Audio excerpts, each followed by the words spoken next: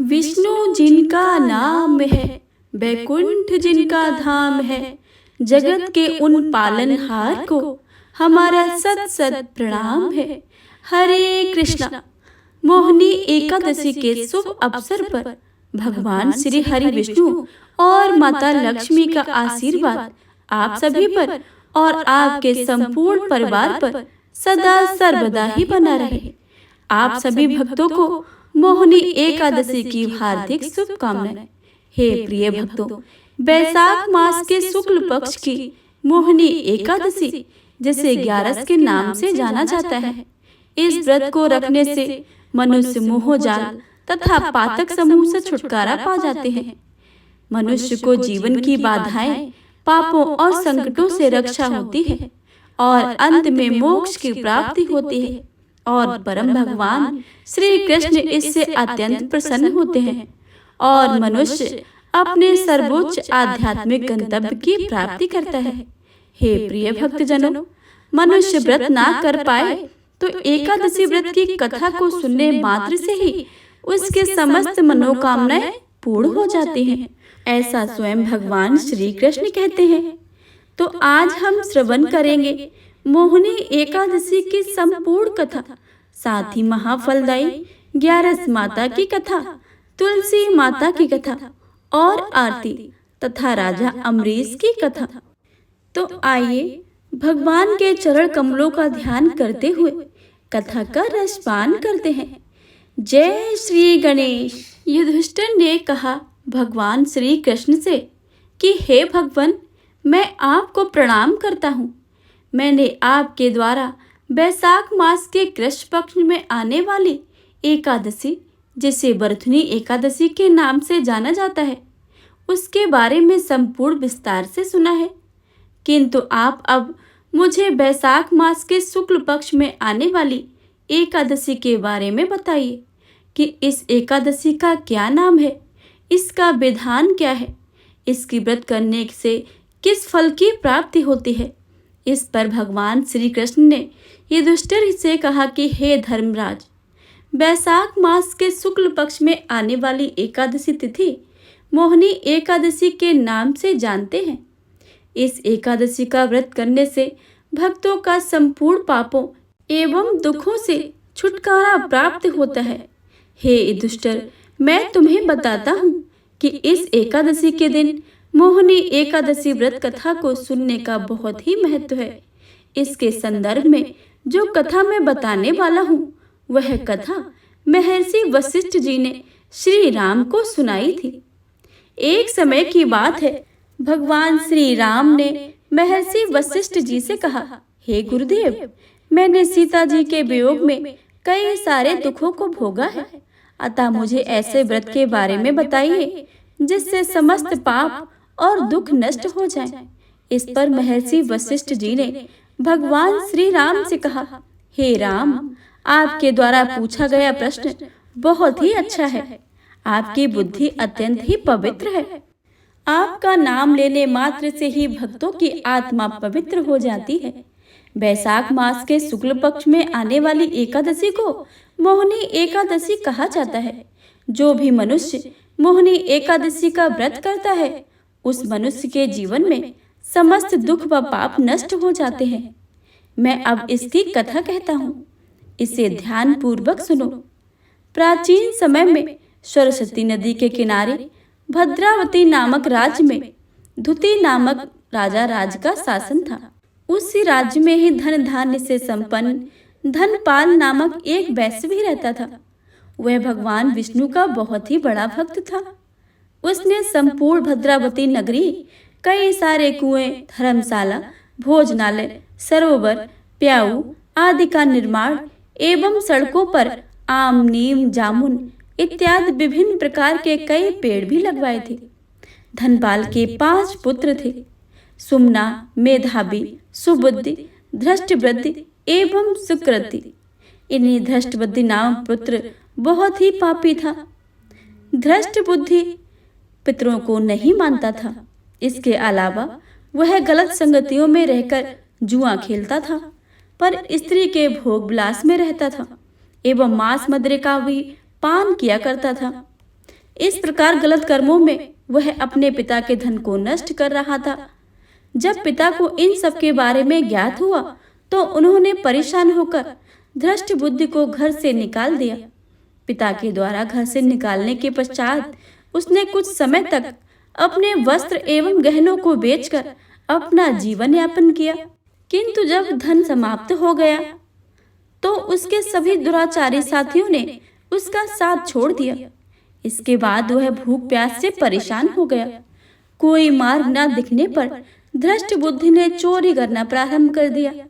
जब प्रथम बार वह चोरी करता हुआ पकड़ा गया तो लोगों ने वैश्य का पुत्र जानकर उसे चेतावनी देकर छोड़ दिया।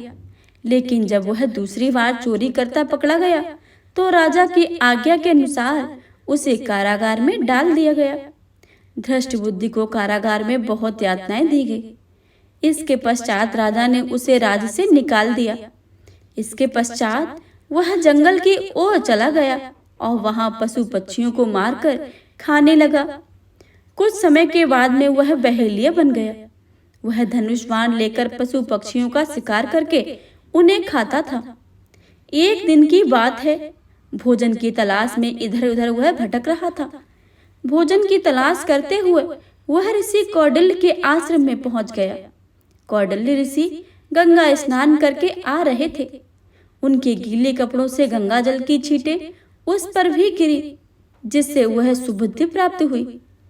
इसके बाद से धृतराष्ट्र ने कौंडिल्य ऋषि के पास जाकर हाथ जोड़कर प्रार्थना करते हुए बोला, हे महामुनि, मैंने अपने जीवन में कई सारे पाप किए हैं। कृपया आप मुझे इन सभी पापों से मुक्ति पाने के लिए बिना धन का कोई उपाय बताइए। धृष्ट बुद्धि के ऐसे वचनों को सुनकर कौंडिल्य ऋषि उनसे बहुत प्रसन्न हुए और उससे कहने लगे, तुम वैशाख मास के शुक्ल पक्ष में आने वाली मोहिनी एकादशी व्रत करो। इस व्रत को करने से मनुष्य के पर्वत के समान पाप भी नष्ट हो जाते हैं। ऋषि कौंडिल्य के मुख से यह बात सुनकर वह बहुत ही प्रसन्न हुआ और उनके द्वारा बताई गई विधि के अनुसार उसने मोहिनी एकादशी के व्रत को किया। हे राम, मोहिनी एकादशी व्रत के प्रभाव से उसके संपूर्ण पाप नष्ट हो गए और अंत में वह गरुड़ जी पर बैठकर विष्णु लोक को गया। इस व्रत को करने से सभी प्रकार के मोह से छुटकारा मिलता है। इस व्रत की कथा के महत्व को पढ़ने अथवा सुनने से ही 1000 गाय के दान के समान फल की प्राप्ति होती है। इस प्रकार धर्मराज युधिष्ठिर को मोहिनी एकादशी व्रत की कथा को सुनाकर भगवान श्री कृष्ण अंतर ध्यान हो गए। जो भी मनुष्य भक्ति भाव पूर्वक मोहिनी एकादशी व्रत करता है और व्रत की कथा को सुनता है, वह इस जीवन में सुख पाकर अंत में मोक्ष को प्राप्त कर लेता है। हे प्रिय भक्तों, तो यह थी मोहिनी एकादशी व्रत की संपूर्ण व्रत कथा। आइए सुनते हैं तुलसी माता की कथा और राजा अम्बरीश की कथा तथा आरती। तो एक बार प्रेम से बोले, लक्ष्मी नारायण भगवान की जय, तुलसी माता की जय। ऐसा माना जाता है कि तुलसी माता की कथा को बिना सुने व्रत संपूर्ण नहीं माना जाता है। एकादशी के दिन भगवान के भोग में तुलसी दल का प्रयोग अवश्य ही करना चाहिए और भगवान श्री हरि को पीले रंग के फूल, पीले रंग की मिठाई और पीले रंग के वस्त्र अर्पित करने चाहिए तथा विधि विधान से षोडशोपचार से भगवान विष्णु और माता लक्ष्मी का पूजन करना चाहिए। इस प्रकार जो भी मनुष्य कथा को कहता है, सुनता है और पढ़ता है, वह इस लोक में सुख पाकर अंत में मोक्ष को पा लेता है। तो एक बार प्रेम से बोलिए, लक्ष्मी नारायण भगवान की जय, तुलसी माता की जय। एक बुढ़िया माई थी, तुलसी माता को सींचती थी और कहती थी, हे तुलसी माता, सत की दाता, मैं तेरा बिरला सींचती हूँ, तू मेरा कर निस्तारा। मुझे बहू दे, पीताम्बर की धोती दे, मीठा मीठा ग्रास दे, बैकुंठ में वास दे। चटक की चाल दे, पटक की मौत दे, चंदन का काट दे, रानी सा रास दे। दाल भात का भोजन दे, 11 की मौत दे और कृष्ण जी का कंधा दे। जब तुलसी माता यह सुनकर सूखने लगी तो भगवान ने पूछा, हे तुलसी, तुम क्यों सूख रही हो? तुलसी माता ने कहा कि एक बुढ़िया रोज आती है और यह कह जाती है, मैं सब तो पूरा कर दूंगी, लेकिन कृष्ण का कंधा कहाँ से लाऊंगी? तो भगवान बोले, जब वो मरेगी तो मैं अपना कंधा दे आऊंगा, तू बुढ़िया माई से कह देना। जब बुढ़िया माई मर गई और सब लोग ले जाने लगे तो बुढ़िया किसी से ना उठी और सभी लोग कहने लगे, देखो कैसी पापिन बुढ़िया है। वैसे तो पूजा पाठ बहुत करती थी, लेकिन अब तो किसी से उठ भी नहीं रही है। तब भगवान एक 12 वर्ष के बालक के रूप धारण करके आए। बालक ने कहा कि मैं भी कुछ कान में कहूंगा बुढ़िया के, शायद वो उठ जाएगी। तो सभी लोग कहने लगे कि हाँ भाई, इसको भी कहने दो, शायद बुढ़िया उठ जाए।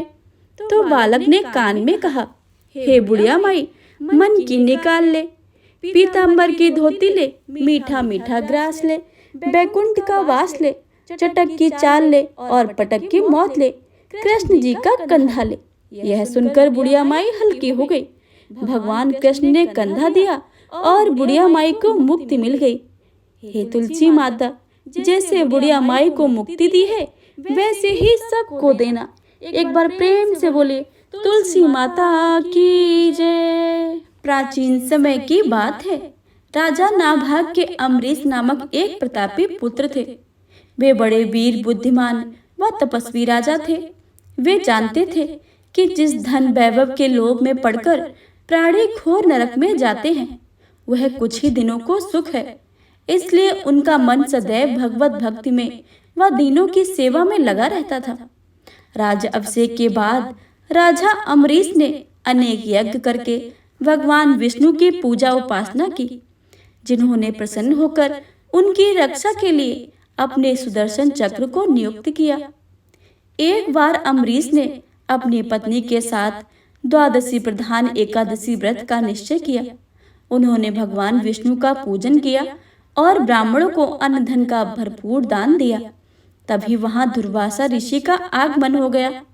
वे परम तपस्वी व अलौकिक शक्तियों से युक्त थे, किंतु क्रोधी स्वभाव के कारण उनकी सेवा शुश्रूषा में विशेष सावधानी अपेक्षित थी। अम्बरीश ने उनका स्वागत किया और उन्हें श्रेष्ठ आसन पर बिठाया। तत्पश्चात दुर्वासा ऋषि की पूजा करके उनसे प्रेम पूर्वक भोजन ग्रहण करने का आग्रह किया। दुर्वासा ऋषि ने उनका आग्रह स्वीकार कर लिया, किंतु भोजन से पूर्व नित्य कर्मों से निवृत्त होने के लिए वे यमुना नदी के तट पर चले गए। वे परम ब्रह्म का ध्यान कर यमुना के जल में स्नान करने लगे। इधर द्वादशी केवल कुछ ही क्षण शेष रह रही थी। स्वयं को धर्म संकट में देखकर राजा अम्बरीश ब्राह्मणों से परामर्श करते हुए बोले, मान्यवरों, ब्राह्मण का बिना भोजन कराए स्वयं खाना खा लेना और द्वादशी रहित भोजन न करना, दोनों ही मनुष्य को पाप के भागी बनाते हैं। इसलिए इस समय आप मुझे ऐसा उपाय बताएं जिससे कि मैं पाप का भागी न बन सकूं। ब्राह्मण बोले, हे राजन, शास्त्रों में कहा गया है कि पानी भोजन करने के समान है और भोजन के समान भी नहीं है। इसलिए इस समय आप जल पीकर द्वादशी के नियम को पूर्ण कर लीजिए। यह सुनकर राजा अम्बरीश ने जल पी लिया और दुर्वासा ऋषि की प्रतीक्षा करने लगे। जब दुर्वासा ऋषि लौटे तो उन्होंने तपोबल से जान लिया कि अम्बरीश भोजन कर चुके हैं। अतः वे क्रोधित हो उठे और कठोर स्वर से बोले, दुष्ट अम्बरीश, तू धन के मद में चूर होकर स्वयं को बहुत बड़ा मानता है। तूने मेरा तिरस्कार किया है, मुझे भोजन का निमंत्रण दिया, लेकिन मुझसे पहले ही स्वयं भोजन कर लिया। अब देख, मैं तेरी दुष्टता का कैसा दंड देता हूँ। क्रोधित दुर्वासा ने अपनी एक जटा उखाड़ी और अम्बरीश को मारने के लिए एक भयंकर और विकराल कृत्या उत्पन्न कर दी। कृत्या तलवार लेकर अम्बरीश की ओर बढ़ी, किंतु वे बिना विचलित हुए मन ही मन भगवान विष्णु का स्मरण करते रहे।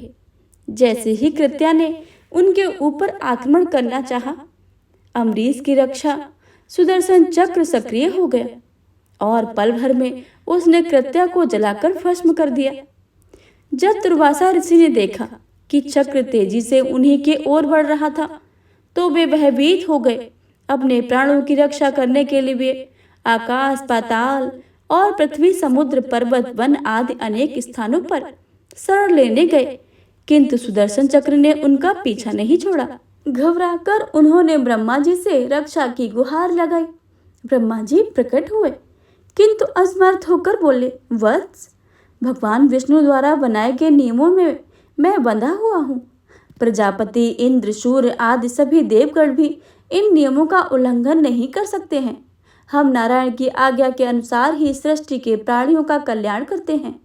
इस प्रकार भगवान विष्णु के भक्त के शत्रु की रक्षा करना हमारे वश में नहीं है। ब्रह्मा जी की बातों से निराश होकर दुर्वासा ऋषि भगवान शंकर के पास में गए। पूरा वृतांत सुनाने के बाद महादेव जी ने उन्हें समझाया, हे ऋषिवर, यह सुदर्शन चक्र अपने विष्णु भगवान का शस्त्र है, जो उनके भक्तजनों की रक्षा करता है। इसका तेज सभी के लिए असहनीय है, अतः उचित होगा कि आप स्वयं भगवान विष्णु की शरण में ही जाएं। केवल वे ही इस दिव्य शस्त्र से आपकी रक्षा कर सकते हैं और आपका मंगल हो सकता है।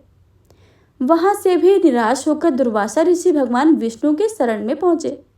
उनके चरणों में गिरकर सिर नवाकर दया की गुहार लगाई।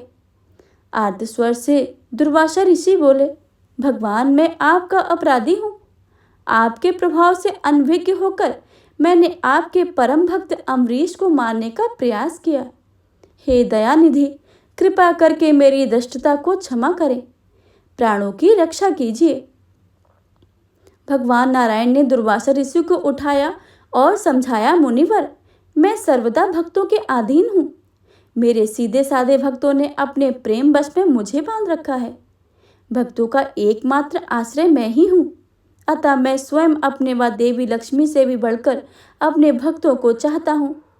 जो भक्त अपने बंधु बांधव और समस्त भोग विलास त्याग कर मेरी शरण में आ गए हैं, उन्हें किसी प्रकार छोड़ने का कोई विचार कदापि नहीं कर सकता हूँ। यदि आप इस विपत्ति से बचना चाहते हैं तो मेरे परम भक्त अम्बरीश के पास ही जाइए। उनके प्रसन्न होने पर आपकी कठिनाइयां अवश्य ही दूर हो जाएंगी। भगवान नारायण की सलाह पाकर दुर्वासा ऋषि अम्बरीश के पास पहुंचे और अपने अपराध के लिए क्षमा मांगने लगे। परम तपस्वी महर्षि दुर्वासा की यह दुर्दशा देखकर अम्बरीश को अत्यंत दुख हुआ। उन्होंने सुदर्शन चक्र की स्तुति और प्रार्थना करके पूर्व आग्रह किया कि वह वहां लौट जाएं। उनकी स्तुति से प्रसन्न होकर सुदर्शन चक्र ने अपनी दिशा बदल दी और दुर्वासा ऋषि को भय मुक्त कर दिया। जब से दुर्वासा ऋषि वहां से गए थे, तब से राजा अम्बरीश ने भोजन ग्रहण नहीं किया था। वे ऋषि को भोजन कराने की प्रतीक्षा कर रहे थे। उनके लौट कर आ जाने से व भय मुक्त हो जाने के बाद अम्बरीश ने उन सबसे पहले उन्हें आदरपूर्वक बैठाकर उनकी विधि समेत पूजा की और प्रेम पूर्वक भोजन कराया। राजा के इस व्यवहार से ऋषि दुर्वासा अत्यंत प्रसन्न हुए और उन्हें अनेकास आशीर्वाद देकर वहां से विदा हुए। पर प्रेम से बोले, शिव शंकर भोलेनाथ की जय, भगवान लक्ष्मी नारायण की जय, राधा कृष्ण भगवान की जय, एकादशी माता की जय। एकादशी माता की आरती। ओम जय एकादशी, जय एकादशी, जय एकादशी माता। विष्णु पूजा व्रत को धारण कर शक्ति मुक्ति पाता। ओम जय एकादशी माता। तेरे नाम गिनाऊं देवी, भक्ति प्रदान करनी, गण गौरव की देनी माता, शास्त्रों में वर्णी। ओम जय एकादशी, जय एकादशी, जय एकादशी माता। विष्णु पूजा व्रत को धारण कर शक्ति मुक्ति पाता। मार्गशीर्ष के कृष्ण पक्ष की उत्पन्ना विश्व तारिणी जन्मी, शुक्ल पक्ष में होए मोक्षदा मुक्तिदाता बनने आई। ओम जय एकादशी माता। पौष के कृष्ण पक्ष की सफला नामक है, शुक्ल पक्ष में होए पुत्रदा आनंद अधिक रहे। ओम जय एकादशी माता। नाम सट तिला माघ मास में कृष्ण पक्ष आवे, शुक्ल पक्ष में जया कहावे, विजय सदा पावे। ओम जय एकादशी माता।